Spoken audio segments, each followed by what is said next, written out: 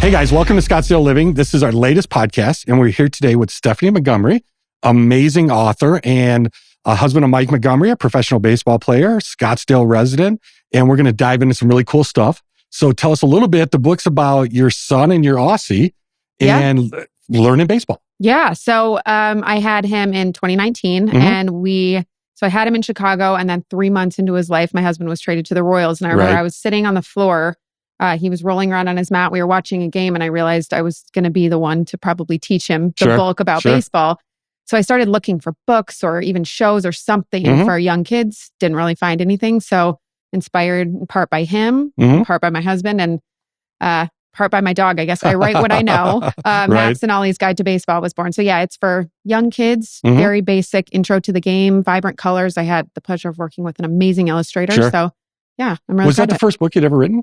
I wrote a non-children's book before that. That was published in 2018. But this was my first children's book. Wow, so cool. Do you think you'd do another one? Oh, I would love to. I hope to make it a series. Max Ollie's Guide too. Cool. So yeah, next up, I'm thinking football. Yeah, I'm thinking football is next. How fun would that be? Yeah. Cool. So what was the journey like of writing a children's book? I mean, long time or pretty quick, or how did it go? Yeah, so it was a learning curve for sure. And I learned more than I ever could have imagined. But the writing is fun for me. The writing came relatively naturally to me. And then, just editing, working that out. But then once I started to see all the other pieces of getting the illustrator, finding someone who fit my vision, and then getting it published and how to distribute, how to sell. Oh, yeah. Totally. There were all kinds of moving pieces for sure. Curve, right? But yes, huge. But I am glad that I did it that way. I'm glad I had a more hands-on approach. Sure. Because now I am able to use those illustrations, use this, like I said, if I want to turn it into a series, I own it all. So That's really cool. It was a really cool experience. Yeah. So were you a huge baseball fan before the book? I grew up going to games in the Kingdom in Seattle. Yeah. So baseball was always just something that I knew. I was the first girl in, I think, 90 some years on my dad's side of the family. Oh, wow. And so I was kind of... Is that a legit stat, 90 years? It was 90 something years. I was the first girl to be born. Crazy. And my dad loves sports. My mom does too. She's more of a hockey kind of person, but my dad loves baseball, football. And that was just part of life. It was always on. We got to go. I got pulled out of school in 95 and 2001 when they went to the playoffs. And then...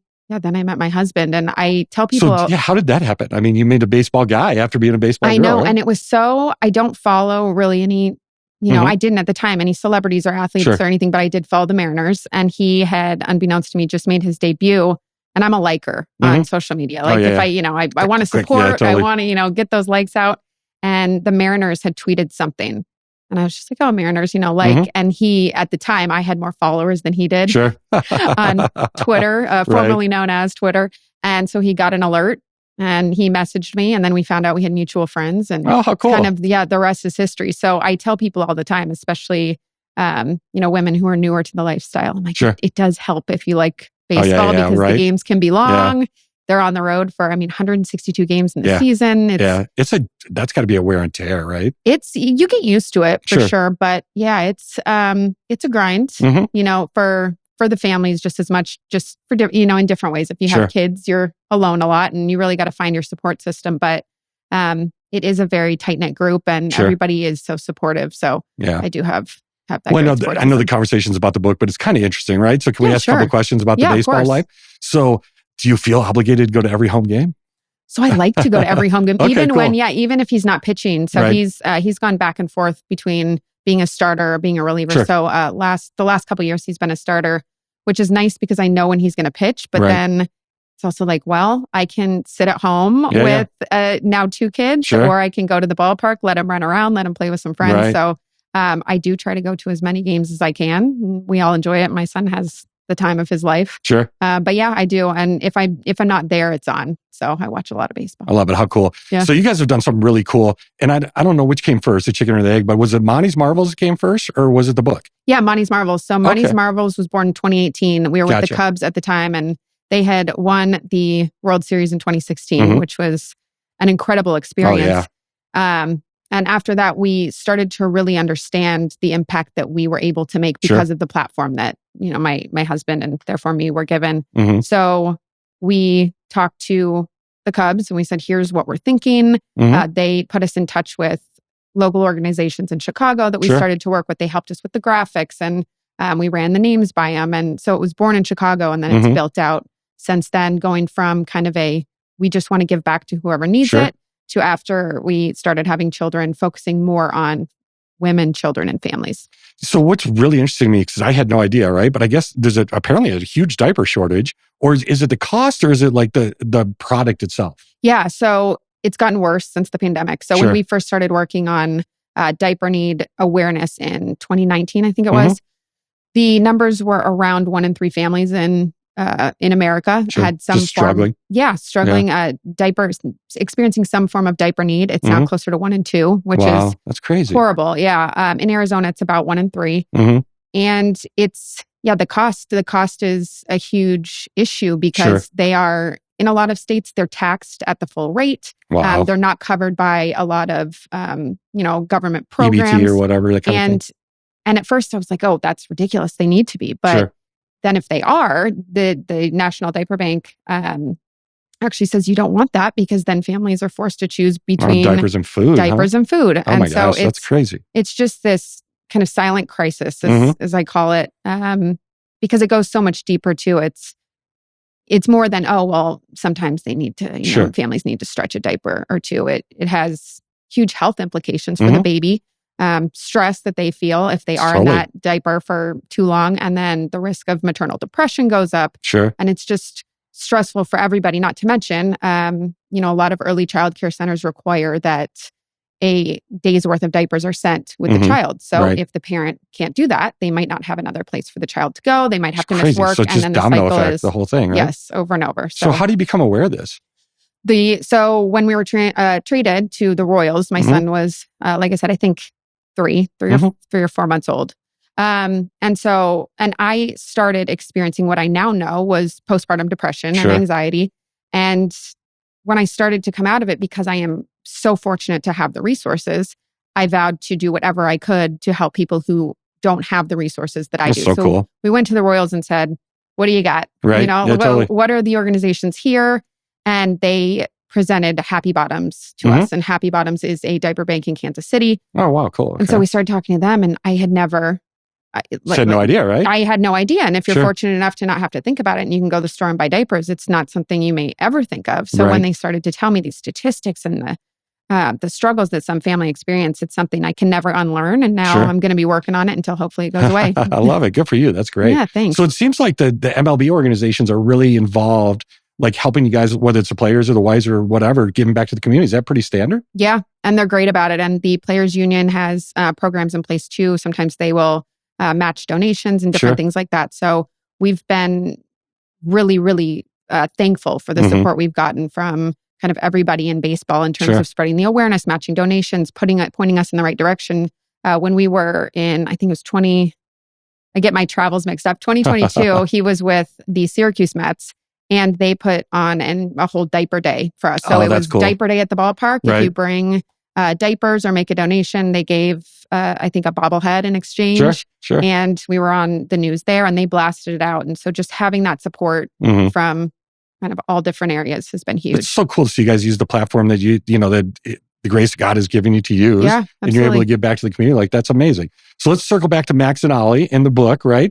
But I guess a lot of the proceeds go to help Monty's Marbles. Yeah. So a portion of the proceeds from the book have always gone there. And then now I have rolled out notebooks and puzzles. And as my son grew, I started to think, okay, well, what else can I do to hopefully further spread some joy and keep this train rolling? So anything that we ever do via Max and Ollie, a portion of the proceeds will go back to, whatever organizations we're supporting at the time. I just started partnering with the Diaper Bank of Arizona. They have a central and a southern location. And I believe they're in the process of merging into one, but they do great work. Beyond diapers for children, they provide hygiene products for women, and they do all kinds of stuff. So cool.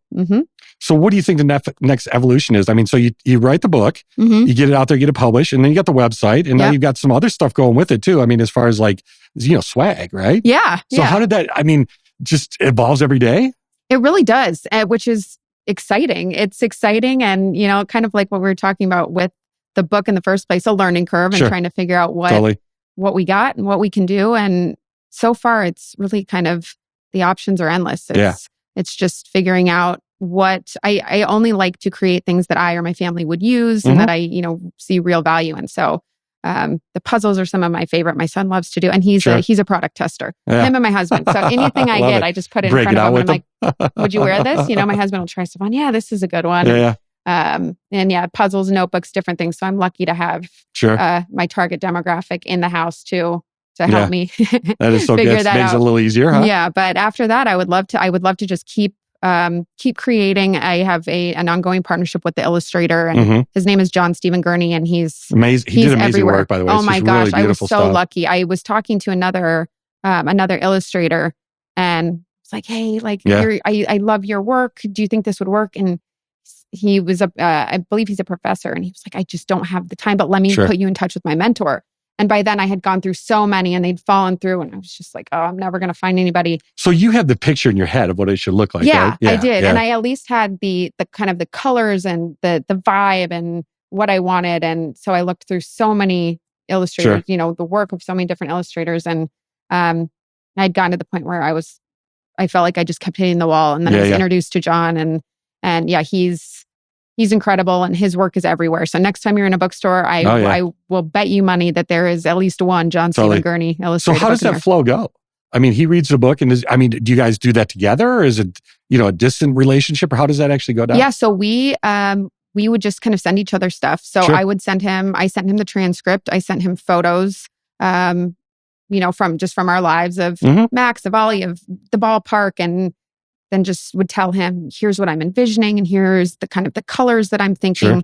And then he sent me, I was just looking at it the other day, a black and white sketch. He's like, how's this? Yeah, get you an idea, right? Perfect. And then, and then we would just kind of go back and forth, and he would make sure that the illustrations were arranged in a way where they're, the words were where I wanted them on the page. And then it just kind of kept gradually coming together until I got the PDF. It's got to be super neat to go through that process and just kind of see it click, so cool. And I have one of the original, full black and white PDFs printed that I just look at and go, wow, it came so far. Crazy. So is Max old enough at this point to recognize himself in the book? Oh yeah, he loves it. He's like, yeah, this book's for me. You made this for me. I'm like, and now that I have a daughter, I got to get those creative juices it's her turn, right? Yeah, it's her turn. I got to make her name Zoe. I got to, figure out what Zoe's niche is and go for it. Totally. Well, I'm sure she'll share it with you, right? As she grows, she's going to absolutely. See they what have it is. Two very different personalities already. So it's going to be awesome. So let's go back to Monty's Marvels a little bit. I know you do the diaper, you help with the diaper crisis and all that. What else is Monty's Marvels involved in?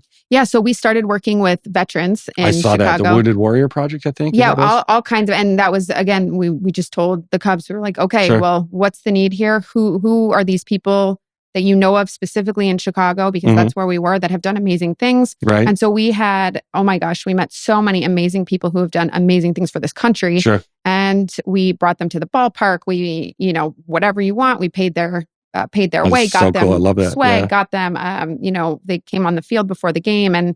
And we just really want to recognize people who take care of other people, who sacrifice parts of their lives to help others. And I mean, who sacrifices more than veterans and their families? Yeah, totally right. So, yeah, it's amazing progress. So let's switch over a little bit to like life balance, right? I mean, so your husband's on the road a lot of the time. Yep. 2 kids now at this point, and you got a lot of other stuff going on. So I mean, how do you work that balance? That's got to be kind of challenging sometimes. Yeah, that's Well, you're doing a podcast in the middle of the day too, It's I know, which I'm thrilled to be here. It's a challenge sometimes for sure. I think any working parent will tell you. Well, and plus you're kind of an entrepreneur at this point too, right? So I mean, it's a business. Yeah, it's a business, and there are late nights, early mornings. It's just kind of whenever they're sleeping or whenever my husband is home. He'll come home and I'll hand him the baby. I'll say, she doesn't need to eat. She's been fed. Everybody's good. And I'm out. And I'm out. And I just do what I can. I have accepted that I can only do what I can do when I can do it, which,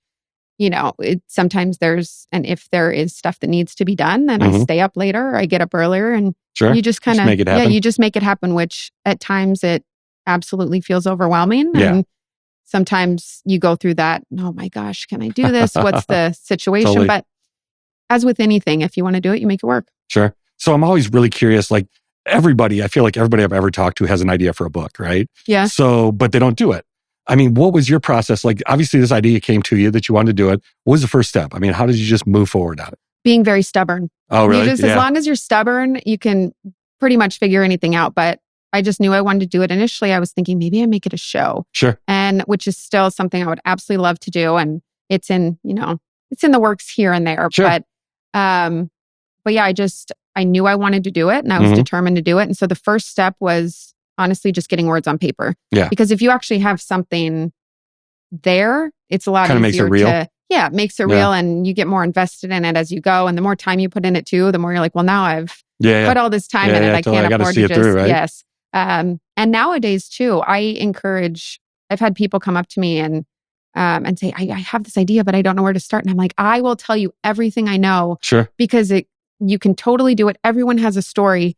And now with print on demand and, Amazon KDP, really anyone can do it if they are willing to just ask questions. Sure. And so, I'm always here for anyone who has some questions. And I have learned so much. I can write a cheat sheet in my sleep at this point of how to just get started and get stuff out there. So did you have a mentor kind of help you a little bit, or was it just a free for all on you to learn it? I did reach out to just whoever I could think of. So I talked to a distributor, which was great. One of the biggest distributors. John was awesome because he has, I think he has pushing like 100 books. Oh, wow. So he's been down the path. Yeah. And he's done both, he has books. One of his books that my son absolutely loves is called Dinosaur Train that he wrote and illustrated.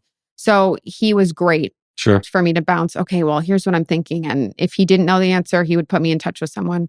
But yeah, it's also, so I used to work at Google years ago. And I always say, if it exists on the internet, I can find it. And so I am very big into, finding the right sources. And I love to read and figure it out. So between John and the internet, that was kind of put it all together. So what did your husband think at first when you told him like, hey, I'm going to write this children's book? He has always been very supportive, even if he can't see the vision, which I love about him. And because he's very honest, he's very, very just like blunt without being rude or disrespectful, which I love those people. Like one of my best friends is like that too. I'm like, give it to me straight. If it's a bad idea or if it's, if this dress, if there is a better choice, I know that's, but I want the honest truth so that I can consider it and move forward. So he has a great balance of being honest with me, but always being super supportive. So he was like, all right, I'm going to write a book. All right. And then I would show him the different iterations. And as it went on, along, and you could tell that once it started coming together, he got invested. He could start seeing the vision. And now he has, one of these shirts that he wears all the time. He has a shirt with Max Ollie on it that he'll wear to go train. And so he's my biggest supporter for sure. So cool. So what year did the book come out? 2020. 2020. Okay. Yeah. So if I remember correctly and chatting with you earlier, so you were probably moving all over the freaking country in 2020. Oh my gosh. 2019, 2020 was a wild time for sure. Yeah. So it was, so we were here, spring training was in Mesa, and then to Chicago, to Kansas City. That off season, for the first time ever, there was a training facility in Texas that he wanted to check out. So we went to Grapevine for a little bit in Texas. Came back to Arizona. And then, with the pandemic, things closed down here. So he was training elsewhere. So we were everywhere. Yeah. In that, those 2 years. So kids, baseball, Monty's Marvels, and the book all going on at the same time. All going on at the same time. Yeah, that's a handful, right? There's never a dull moment in our house ever. Yeah. I love it so much. I love it too. My husband always says, it's like, you'd be bored. You'd be bored if we had more of, the 9 to 5. The 9 to 5 schedule and all that. Yeah. No, I totally get it. So what ended up bringing you guys to Scottsdale? I mean, to Arizona in general? Yeah. So when he was drafted out of high school with the Royals. And so he bought a home in Surprise. Okay. And so he was in Surprise until... Which is KC spring training. Yeah. Yeah. And he was there until until